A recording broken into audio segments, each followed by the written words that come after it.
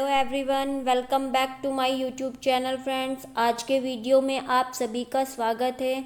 और आज के वीडियो में हम लोग अपने सीटेट पेपर 2 के लिए एनसीईआरटी का नेक्स्ट चैप्टर डिस्कस करेंगे। हम लोग डिस्कस कर रहे थे क्लास 6 की पॉलिटी, जिसमें कि मैंने 2 चैप्टर्स को ऑलरेडी डिस्कस कर लिया है। इसके अलावा क्लास 6 की ज्योग्राफी और उससे आए हुए जितने भी प्रीवियस ईयर के क्वेश्चन है सीटेट पेपर 2 में, वो सब कुछ हम डिस्कस कर चुके हैं। तो आप लोग प्लेलिस्ट में जाके चेकआउट कर सकते हैं।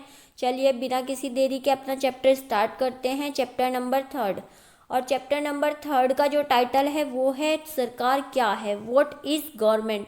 तो यहाँ पे बच्चों की एक समझ विकसित करने का प्रयास किया गया है कि जो हमारा एडमिनिस्ट्रेशन सिस्टम है, जो हमारी सरकार है, वो कैसे चलती है, कैसे कार्य करती है। तो सबसे पहले यहाँ पे सरकार बताया गया है कि सरकार है क्या। तो किसी भी देश का शासन चलाने वाली व्यवस्था को हम सरकार कहते हैं। अब वो जो सरकार है वो डिफरेंट टाइप की हो सकती है, जिसके बारे में चैप्टर में लेटर डिस्कस किया गया है। अब इस सरकार के कार्य क्या होते हैं, तो सरकार के कौन कौन से कार्य हैं। सरकार का कार्य है कानूनों को बनाना, उनको लागू करना और विभिन्न कार्य करना तथा उससे संबंधित निर्णय लेना। सामाजिक मुद्दों पर कार्यवाही करना, सोशल इश्यूज पर कार्यवाही करना, देश की सीमाओं की सुरक्षा करना, बाहरी देशों से अन्य देशों से अपने देश की सीमाओं की सुरक्षा करना, जो कार्य जो है आरबी के थ्रू किया जाता है। अन्य देशों से शांतिपूर्ण संबंध बनाए रखना, यानी कि जो आपके इंटरनेशनल रिलेशन हैं उनको जो है पीसफुली बनाए रखना। सभी नागरिकों के मूल और स्वास्थ्य सुविधाएं प्रदान करना, यानी कि अपने देश के नागरिकों की भी रक्षा करना और उनको मूलभूत जो आवश्यकताएं हैं उनकी वो पूरी होती रहें और उनको स्वास्थ्य की सुविधाएं मिलती रहें। प्राकृतिक आपदाओं जैसे बाढ़, जैसे भूकंप इत्यादि से देश की रक्षा करना, ये भी हमारा सरकार का कार्य ही होता है। और आपदा पीड़ितों को सहायता उपलब्ध कराना और देश के रिसोर्सेज की रक्षा करना, ये कुछ कार्य जो हैं सरकार के बताए गए हैं। अब गणतंत्रात्मक सरकार के स्तर, क्योंकि यहाँ पे डिस्कस किया गया है कि इंडिया में पाई जाती है डेमोक्रेसी, और डेमोक्रेसी के लेवल कितने होते हैं। तो डेमोक्रेसी 3 लेवल पे होती है। पहला है स्थानीय स्तर, लोकल लेवल पे, दूसरी है राज्य स्तर, स्टेट लेवल पे, और तीसरी है राष्ट्रीय स्तर, नेशनल लेवल पे या सेंट्रल लेवल पे। तो जो हमारी स्थानीय स्तर की सरकार होती है ये गांव से लेकर सिटीज़ के लिए होती है, और जो स्टेट लेवल की होती है वो पूरे राज्य के लिए होती है, और जो सेंट्रल लेवल की होती है वो पूरे देश के लिए होती है। तो इस तरह से हमारे देश में गणतंत्रात्मक सरकार के लेवल्स पाए जाते हैं। अब यहाँ पे हमारे देश में कितने राज्य हैं, कितने केंद्र शासित प्रदेश हैं, उनके बारे में बताया गया है। तो आंध्र प्रदेश के पुनर्गठन के बाद 2 जून 2014 को तेलंगाना भारत का 29वां राज्य बना था। लेकिन क्या वर्तमान में भारत में 29 स्टेट हैं? तो नहीं, भारत में वर्तमान में 28 स्टेट हैं। क्योंकि क्या किया गया था, 31 अक्टूबर 2019 को जम्मू कश्मीर को 2 केंद्र शासित प्रदेशों जम्मू कश्मीर और लद्दाख में बांट दिया गया। अब लद्दाख जो है क्षेत्रफल की दृष्टि से भारत का सबसे बड़ा केंद्र शासित प्रदेश इसके साथ ही बन गया है। तो भारत में पहले 8 केंद्र शासित प्रदेश थे, सॉरी फ्रेंड्स 7 थे, और 2 ये बन गए तो 9 हो गए थे। लेकिन अगर हम वर्तमान में बात करें तो वर्तमान में 9 यूटीज़, 9 केंद्र शासित प्रदेश ना होकर के भारत में 8 केंद्र शासित प्रदेश हैं।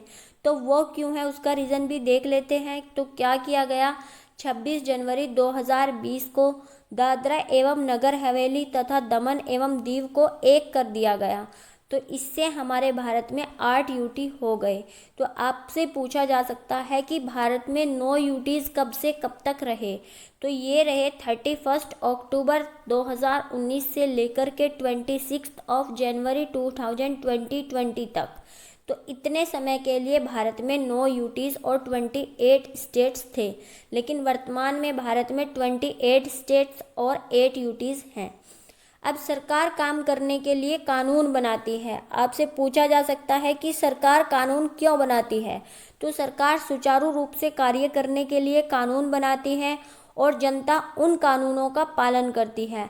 अगर जनता को कोई कानून अनुचित लगे, ऐसा नहीं है कि सरकार ने कानून बना दिया और जनता को उसका हर हाल में पालन करना ही करना है। अगर जनता को कोई कानून अच्छा नहीं लगता है, कोई कानून अनुचित लगता है, या उसको ऐसा लगता है कि उसके जो मौलिक अधिकार हैं, उसके जो फंडामेंटल राइट्स हैं, उनका हनन लगता है, तो वे कहाँ जा सकते हैं? वे न्यायालय में जा सकते हैं, कोर्ट में जा सकते हैं। आपने देखा भी होगा जो हमारा कानून बना था कृषि से रिलेटेड, उस पर कितने प्रोटेस्ट किए गए और एट द एंड सरकार को उस कानून को बदलना पड़ा था।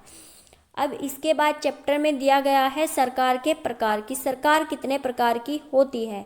तो सरकार होती है हमारी लोकतांत्रिक और राजतांत्रिक।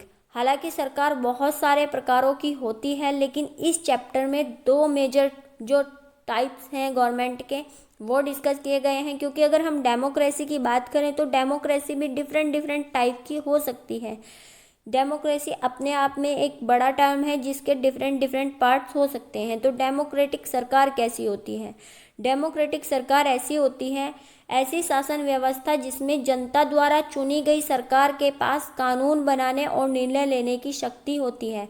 इसमें क्या होता है कि हम लोग वोट करते हैं और अपने रिप्रेजेंटेटिव्स को, अपने प्रतिनिधियों को चुनकर जो है सरकार में भेजते हैं, और हमारे चुने गए प्रतिनिधि जो हैं वो सरकार का निर्माण करते हैं और हमारी तरफ से वही कानून बनाने की प्रक्रिया में भाग लेते हैं। अब राजतांत्रिक सरकार, दूसरा जो मेजर टाइप है वो है मोनार्की। तो मोनार्की क्या होती है? मोनार्की होती है जहाँ पर राजा होता है और राजा का बेटा राजा बनता है। तो ऐसी शासन व्यवस्था में निर्णय लेने तथा सरकार चलाने की शक्ति राजा रानी के पास होती है, और राजा रानी जो है सलाहकारों के माध्यम से विभिन्न मुद्दों पर चर्चा करते हैं। अब जो ये मोनार्की है ये भी डिफरेंट टाइप की हो सकती है। एक तो कंप्लीटली मोनार्की हो सकती है जहाँ सिर्फ राजा रानी का निर्णय ही सर्वोच्च होगा, लेकिन कुछ मोनार्की जो है कॉन्स्टिट्यूशनल भी होती हैं, संवैधानिक भी होती हैं। जैसे ब्रिटेन की मोनार्की, वहाँ पे राजा भी है और संविधान भी है। तो संविधान के अनुसार ही राजा जो है अपनी जो उसकी काउंसिल होती है उसके साथ निर्णय करता है, लेकिन वहाँ भी फिर भी अंतिम निर्णय राजा का ही रहता है।